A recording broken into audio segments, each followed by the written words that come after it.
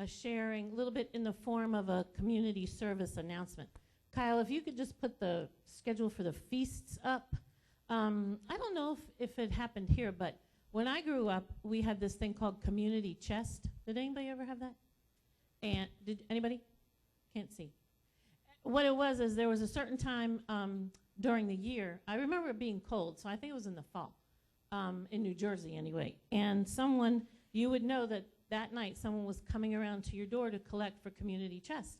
And my mom and I would get our envelope ready. It was whatever you could give. It was just for the needs of the community. And they would always have an outline in the paper. And again, we were pretty big right over the bridge from New York. So it wasn't like it was just a small town. It was a lot of opportunity to just help out the community, help the town budget, help that. And so it was just something that you just did. And they would give you a little envelope with the mailman would deliver that to you, as I recall, or the newspaper boy, because we used to get the newspaper boy. And a little bit before that, how many of y'all used to get your milk delivered to a little gray metal box outside your door? Anybody? Milk, butter? We used to have, the milkman would come and put the milk in a little gray bucket outside our door. So they would leave communications that way too. But anyway, so it was community chest, and like I said, my mom and I would get our envelope ready to contribute to the community. And as Pastor Jeff has mentioned before and pointed to on the screen many times, the feasts are coming up. And so the fall feasts, as you can see, we're really excited about. And I just wanted to share a little bit, like I said, that one of the main evidences, I think, when we have apprehended our understanding of studying the messianic ways and the messianic roots of our faith, and realizing that the whole Bible is something that God is still concerned about and has truth for us and time in our lives right now, just not in times past, is our observance of the feasts. To me, that's just a real evidence of that, of our practice of celebrating the feasts. It's a major inclusion in our lives. I know it's something that when I was growing up in New Jersey, we had many friends who were Jewish, and my mom was the practice manager for a Jewish doctor and son, Shapiro and Shapiro, and their practice was in the front of the father, Dr. Sam's house, and Dr. Sam and his wife, Evie, always included the staff and their families to come and join them for the feasts. And so it was just something, I think I was in my early teens, right up through, my mom worked for them when I went to college. It was just something that we were invited to do, and we did often. And I remember going to the homes for the celebrations, and that there would be beautiful tables set with just lovely, I remember the crystal the most, the candles flickering, and the good linen and the tablecloths and beautiful silverware and plates that they would use only for the feasts, that they would take out. And sometimes I helped Mrs. Shapiro prepare and get her linens with her and do all kinds of stuff, as some of her granddaughters and other people around did. And her mom, Grandma Gold, who was, gosh, about in her early 80s, I would imagine, she did most of the cooking. And she wanted all of us, even us Gentiles, to call her Grandma Gold. And she made the most delicious foods, very traditional foods for the feast, but I especially remember her, it was delicious matzo ball soup, and she made roast chicken like it was the most elegant, tasteful bird you've ever had in your whole life. It was just elevated in that sense on that. And these lovely briskets. Anywho, it was something special. It was out of the ordinary. You didn't just, and of course they were all off that day. Her staff was up. They didn't practice on, on the days of the feasts. So the families would still come. So it was just really something I wanted to encourage us about tonight, to make time. Now it looks like a big clump of days, and it is, that if you observe them. Now, that's if you do. If you take that apprehension of understanding of celebrating the feasts, that it's something different you do. You know, my husband did love feasts. We would do that like during our Easter service back in the day, the foot washing, because he grew up with that. And there wasn't anything else that when I was looking back, that I think we really incorporated except that. As far as the fall feasts go. But it takes time and effort and planning to celebrate the feasts. As well as our regular Shabbat services. You know, when we first started observing Shabbat on Friday nights and then Havdalah on Saturday, I used to say to Nell, and I said, this is a lot of work. For something that's supposed to be a time of no, it's a lot of work to get ready for this crew to come on Shabbat.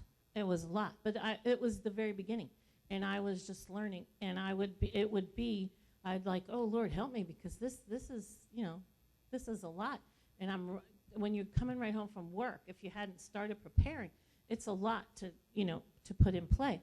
But as the times and the years have gone by, and I can get, you have different plans and things. It's not a drudge or a drudgery at all. Sometimes I'm exhausted, but it's something I don't.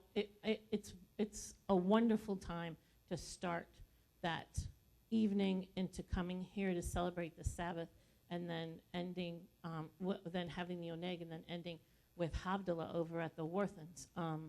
But it's taken practice for me anyway, time, effort, planning, and these celebrations is time about being intentional about your belief, intentional about being part of a community. You know, if you're here and you're still somewhat of a lone ranger, I think that must be really hard, because we have a lot of time because we're not large in number. So one of the things that I've always been particularly happy about with our number is that I get to pray for everybody by name. Not just a big mass, bless my church, if we were, it'd be wonderful if Yehovah wanted to bless us and we were in, a coliseum or whatever. But right now, I get to pray for all of my people by name. And that's really important and special to me. But being with these feasts, if you're going to be in this walk, then these celebrations are important. And it takes time, like I said, time around being intentional with your work schedule, if you're going to do that, with planning how to be best prepared to contribute to the celebrations, to come, to set up, to be here early, to stay late to clean up, to provide, to plan your finances to be able to give. It takes time and preparation. And don't you find that most things that you care about, most things that you really sow from yourself, take time? When you're more invested in it if you are in it and doing it with your time, I find. We have a little sign in the kitchen, and it says, Yeshua didn't hold business meetings, he ate meals. Just because there's something about the art of a long meal, about having people around a table, about taking that moment out of your day, about what it means to nurture a community.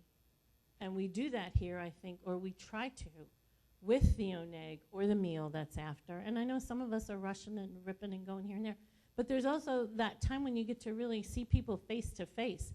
And in this day and age, with all the technology and all the things you can do, not with just the phone, but ways to communicate with people, it's really something if you really sit down and have a face-to-face interaction with someone. I mean, how often do you do that? Much less over a meal and taking time and visiting and asking someone about their day or that time of celebration. Everyone's here has been to the feast before. We have the tent set up, and we're not rushing, and we're having this meal, and we've got decorations, and you sit across from people, and the table is long, and it's just another way of saying that this, if it is in fact the most important thing in your life, is your walk, is the way that you conduct yourself, because you have accepted the wonderful free gift of this life. And for me, I always want to make God so happy to think, oh, I gave that gift to her. That girl over there, she's a good one, that girl. Because sometimes you're like, I don't know, but I never want him to think I would take that gift. And I used to teach this a lot back in the day. It's when your life, it becomes such a drudgery to you, or your only time of prayer is for complaining, or you're just so lost. And I'm not saying we don't have times that I certainly do myself. It's almost like you take this gift of life. He gives it to you. Just imagine a wrapped gift, and you toss back that gift and say, not good enough. Try again. Try again.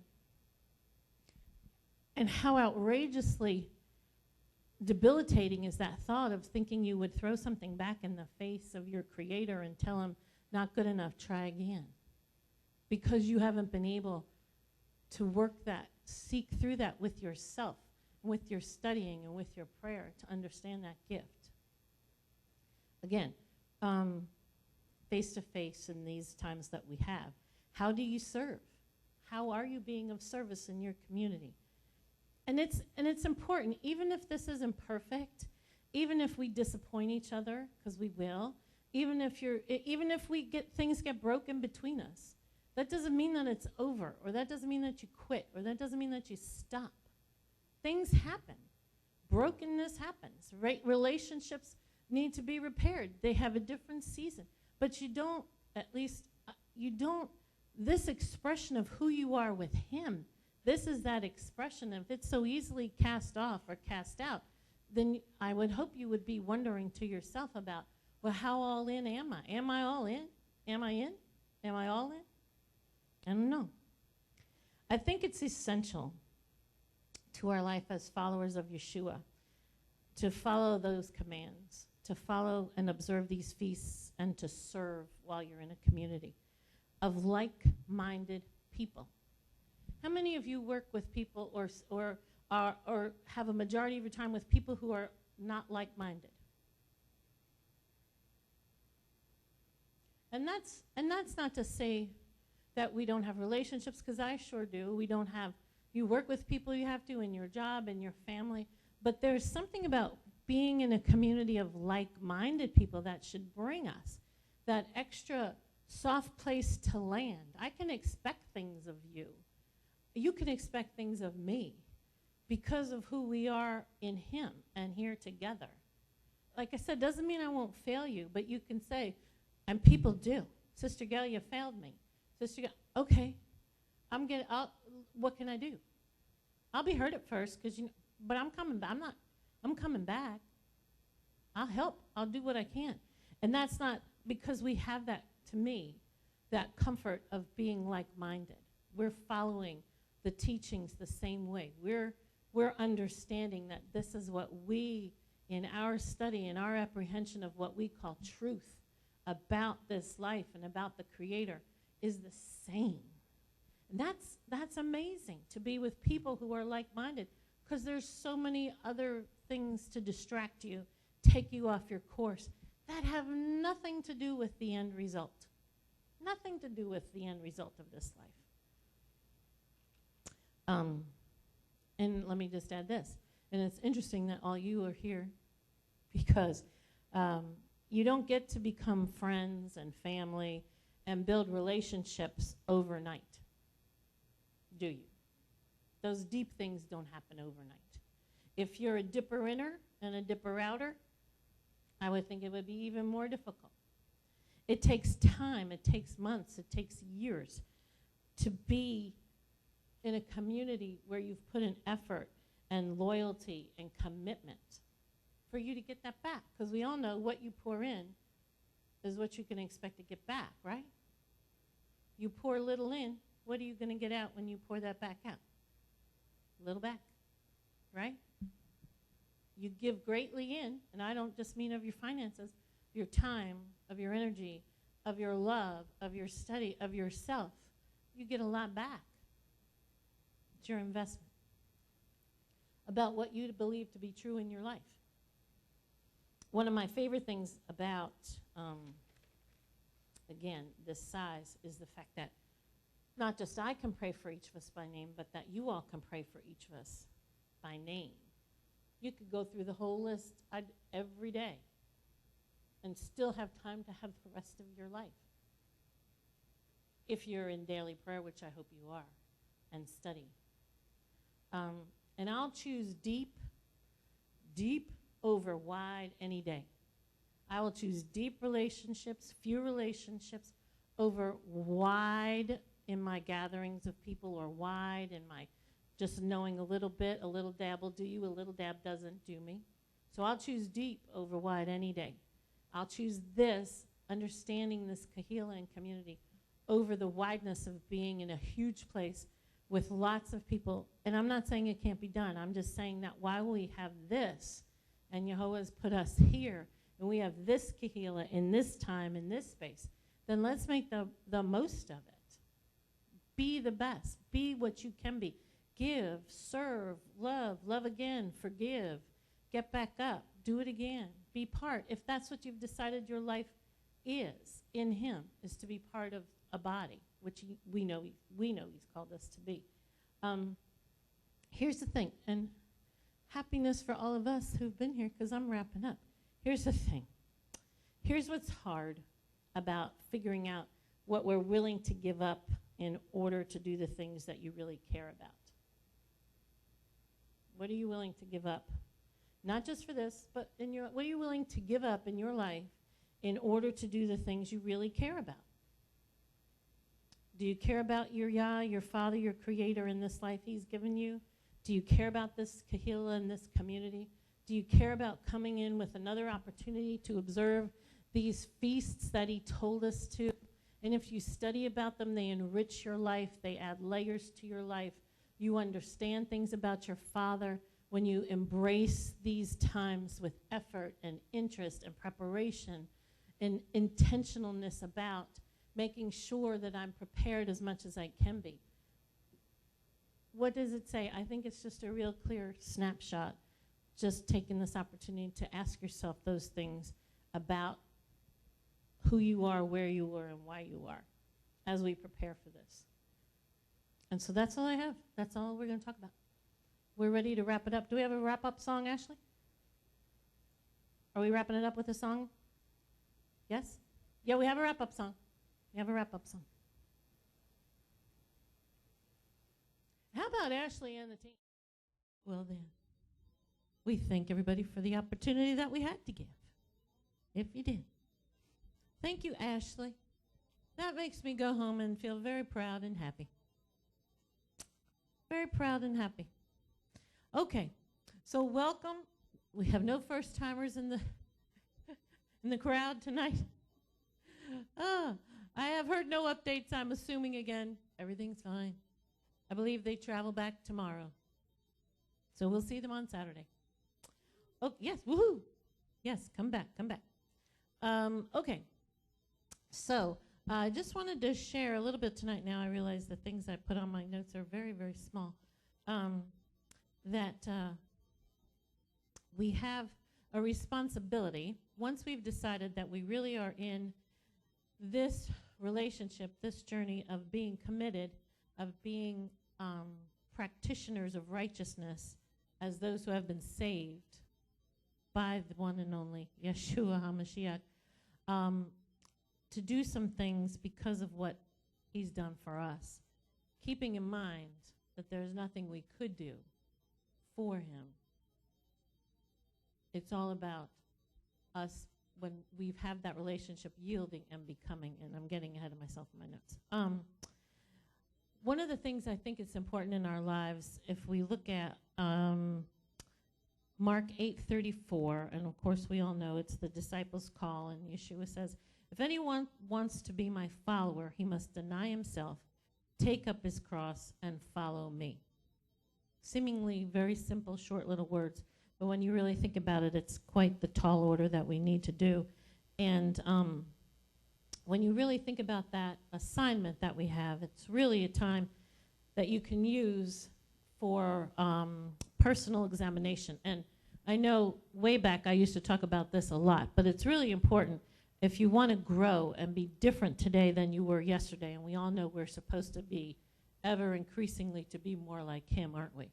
Every day we have another opportunity to change and grow, and we should be farther along than we were the day before or the week before, and that takes personal examination. How many of you, with your hands up, is that something you do? Do you do a little checklist for yourself? You examine yourself? Good. We're going to talk about that. The Word tells us that we are supposed to do that. And he expects us, Jehovah expects us to grow spiritually. He expects us to be encouraged by his word and his teaching. So he expects us to know them. Lamentations 3:40 says, let each search out and examine our ways. Let each of us do that. Examine our ways. Sometimes you examine your ways and you're kind of, if you can be like me, you can be kind of disappointed. Because sometimes we're very selfish in our ways. I'm not saying you, I'm just saying sometimes I, but it's the thing we need to do when we're doing this personal examination, spiritual assessment kind of thing that I'm talking about, in case you couldn't tell from all that confusion, is to search out and examine our ways. In Haggai 1:5 it says, now the Lord of hosts says this, think carefully about your ways. Psalm 139:23-24, search me, God, and know my heart. Test me and know my concerns. See if there is any offensive way in me. Lead me in the everlasting way. And that's something, if you've ever just said, search me, O God, and know my heart. Test me and know my concerns. Just to have him search. And then listen. Listen to what he tells you. So many times we ask him things, we don't listen and wait for that response. But he'll surely help us find it. Galatians 6:4, but each person should examine his own words, and he will have reason for boasting in himself alone, and not in respect to someone else. Examine his own work. Ephesians 5:15, pay careful attention then to how you walk, not as unwise people, but as wise. Don't you think it's nice if someone accredits it to you that they think you're wise? Wise and having wisdom is something I think if someone says that about you is a characteristic we know of our Father, so of course it's something we want. And when we're doing this examination, I talked a little bit about this intentionalness of doing it, and I use that word a lot when I share too, an intentional plan for growth.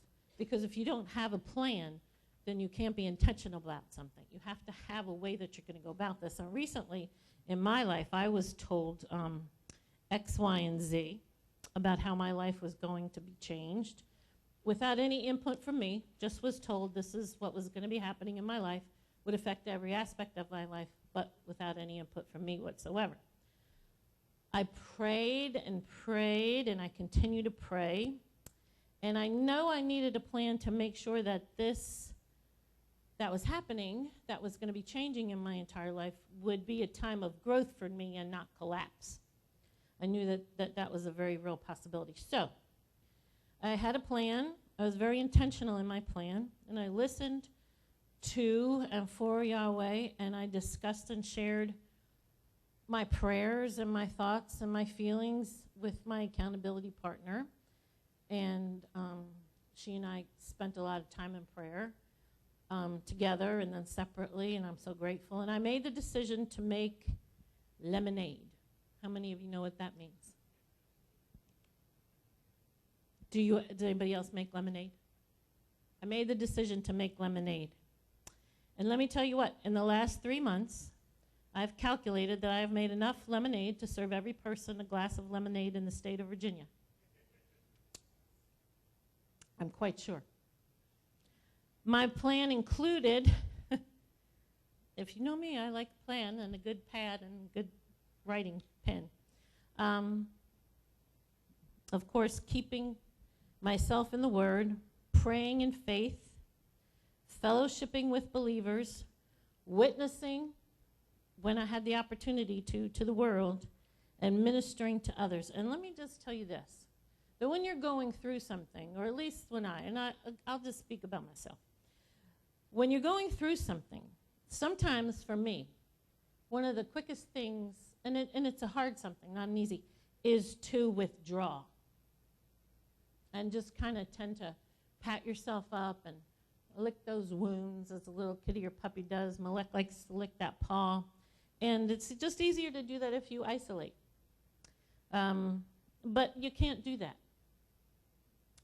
Ministering to others is something that we're called to do, and we must purposely and intentionally do it.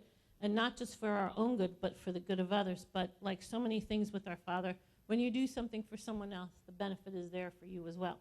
But it's really hard, because when you're feeling in such a way, like I said, it can be easy to want to isolate and become that iceberg. And we all know the iceberg, you just see a little bit of the top, but really the majority of the iceberg is where?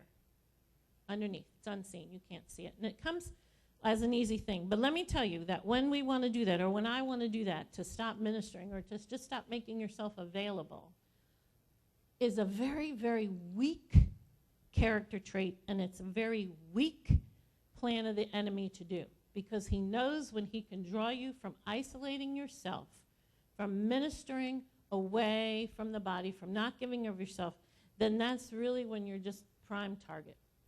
Prime target is to isolate. Prime target is to just think yourself so independent. And many people wear that word and make it like their own badge of honor or something, that I'm very independent. That I do things for myself. I'm very independent. I don't need a lot of input in my life. I'm very independent.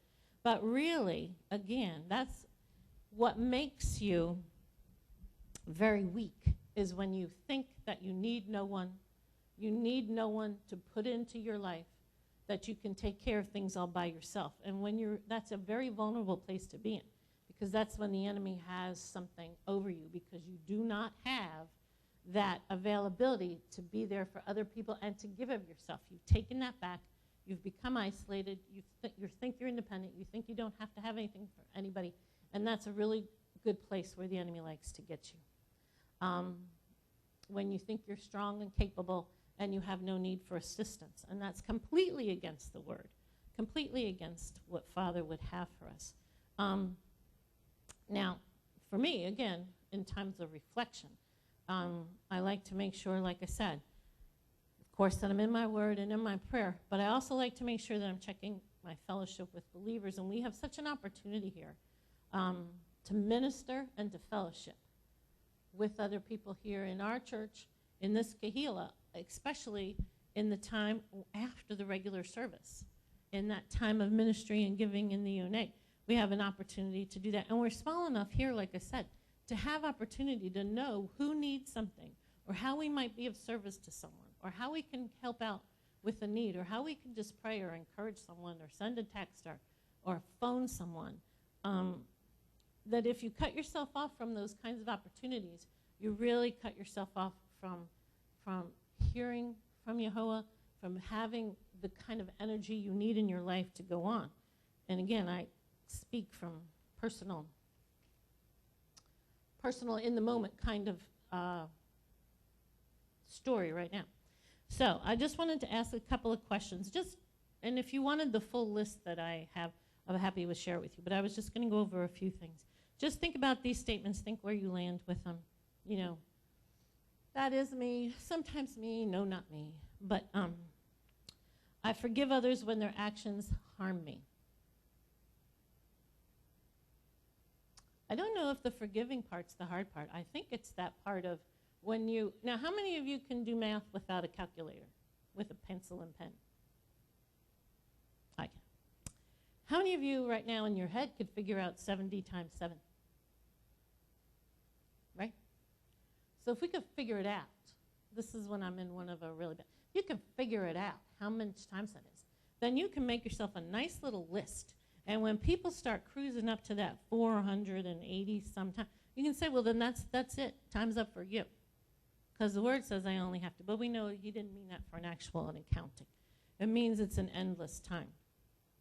And again, we have to look at that. We tend to look at that in the extremes, or I tend to, because we think, well, well, then just keep the bat here and let me just keep getting hit over the head, because if I have to forgive you every time up until the 400s, then okay.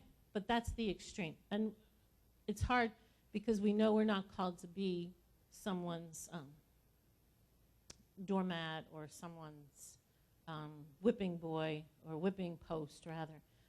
But that forgiveness, we know is so important because the word tells us if we can't forgive others, he can't forgive us. But I don't think it's the forgiveness part that gets us. I think it's the part of going ahead and after we have forgiveness, being in relationship. Because I may forgive you, but it's very hard for me to forget and move through. That's hard. But we're called to do hard things. If these things were easy, it would be an easy grace, a greasy grace. And that's not the kind of grace we're supposed to have. It costs you something. It cost him something.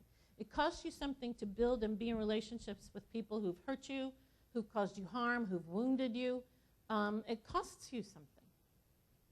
And that's something that he's asked us to do and to learn from for ourselves. Again, not the extreme of being someone else's doormat or punching bag, but forgiveness is important. It really is. When you don't forgive, the best quote or the best picture, and you know I like pictures, is to think of drinking poison and then thinking it's going to hurt the other person. I'm drinking this poison of unforgiveness, and I'm thinking it's going to hurt you. Somehow, my unforgiveness will impact you, and it does not, does it? Who's the only person it hurts? You. It doesn't affect that other person. It hurts and withdraws from you, so it's important to let that go. Just let that go. I admit my errors in relationships. I seek forgiveness from those that I've hurt. How many of you know when you've hurt someone? You know if you've hurt someone. It's important to seek forgiveness and be honest about it. And that's sometimes easy to do, and sometimes it's really hard to do. I seek to live in harmony with members of my family. I place the interest of others above my self-concerns. I'm gentle and kind in my interactions with others. I show patience in my relationships with family and friends. I encourage others by pointing out their strengths rather than criticizing their weaknesses. My time commitments demonstrate what I value in my, we've said that before, your time and your checkbook will show, or now people don't even have a checkbook, your time and your credit card statement will show what you value in your life, won't it? Where you spend your time and how you spend your money shows what you value. Checking those things, being a witness, encouraging people in the Word, making sure you're ready to share your testimony, knowing what the Word says about who we are supposed to be, studying, praying regularly for non-believers that I know. Praying regularly for non-believers that I know. Okay. Ministering to others. Going out of my way to show love to people that I meet. Meeting the needs of others provides a sense of purpose in my life. Sharing biblical truths with those I serve as God gives opportunity. Acting as if others' needs are as important as my own. Because really, others' needs are as important or more important than ours. That really is one of the big things in this walk of faith, is that we see and value others the way that he sees. You know, Jehovah has no need for us, right? But he puts such great value on us. We're worth something to him. And yet he doesn't need us. But we're so valuable to him because he loves us so much. That song, if you're like me and you like words, that song, He Loves Us, the words in that song are really, it's one of my favorites, the way, the lyrics, I guess they're called in a song, those words. It's just that crashing, wonderful love of the Father for us and how much he loves us and how he loves us. And understanding that other people in our life, how we show love to other people. And we can love people and sometimes not know exactly how to show love, but we love them still. And you know, you see people, some people that's not just, they're not showers of their love. They share their love in other ways, but it's really hard to want to be somebody who wants to share your love so bad and you don't know how to do it. Well, you find ways in the Word to share your love. You share your time, you share your gifts, you share your resources, you share yourself. And again, like I just said, that's one of the hardest things sometimes for folks to do, is to share themselves. But we all know that we weren't put here to live in isolation, like I said. We were put here to be in relationship. I cannot reflect Yeshua to anybody if there's nobody around me. If I'm just looking in a mirror all the time and I'm just reflecting Yeshua to myself, how am I showing my Yeshua likeness, my Christ likeness, if I'm not around other people? We have to be in relationships. We have to be willing to be in relationships. And we know that relationships, as I've been saying, can drain us, can hurt us, can wound us, but we have to keep going. He hasn't called us to stop. He hasn't called us to be done, to be finished with people. He hasn't called us to do that. Ask ourselves, do I contribute, again, of my resources, of my time, of my love, of my face? Again, some people underestimate just the power of a smile. You know, I don't think, and I say this a lot too, if you've never been around a handicapped person, either physically or mentally challenged, or even someone who resides in nursing homes, or people who have different kinds of ways of living alone but maybe have come together in a group home, you don't know what just your smile could mean to someone in a day. I'm not saying, you know, you all have opportunities. I just happen to have those opportunities. But those folks especially, people who you think, you know, aren't even paying attention or who don't have the capacity, listen, your little bit of time and effort it takes to reach down and squeeze a hand or chuck a little cheek or just let you be touched, oh my goodness, that just impacts someone so much. You just don't know. And maybe you do. Maybe you do. I hope you do. Don't underestimate what you can give to somebody, even somebody here. Even somebody here. Because you know you can be very alone in a relationship, right? People need people. And even just because you seemingly are in a relationship with people doesn't mean you don't need anybody else. Doesn't mean you don't need other people to enter into conversation and want to ask you questions and be in dialogue with you. And again, it takes time and effort. And that's something a lot of us, we're breezing in, breezing out. Got a job to do, got to go. Okay. But that's not the way that the word tells us that Yeshua was. Those rabbis, those disciples followed that rabbi so closely. I love that expression when we were first learning. I read it in one of the books. I can't remember who.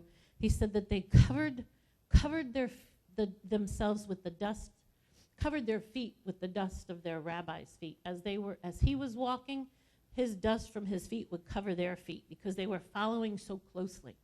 They didn't want to miss a minute of being with him. And so as he walked and kicked it, because you know they just walked in dirt roads, when they kicked up that dirt, when the rabbi kicked up dirt, it was on the disciples' feet because they were following that close. So cover yourselves in the dust of your rabbi's feet because you follow that close. Because they wanted not to miss a moment with him, not to miss what he said, not to miss what he did, because they were all in. I do like that expression. I do hear that a lot. Are you in? Are you all in? Or are you just a little dip-a-do-ya? Or are you all in? I have to ask myself that sometimes. Even with people I love, am I all in? I got to be all in. Be all in, Gail. Be all in. Yes. Encourage yourself. Encourage yourself. So, as I wind this up tonight, cue the applause. I just wanted to ask you this. Let me say it because I wrote it down because it's important. I can't just kind of ad-lib it. Listen. Becoming more like Yeshua centers on his work in us, not on the work we do for him, even though I've mentioned all those things. God, Yehovah, desires heart change over our actions or our religiousness.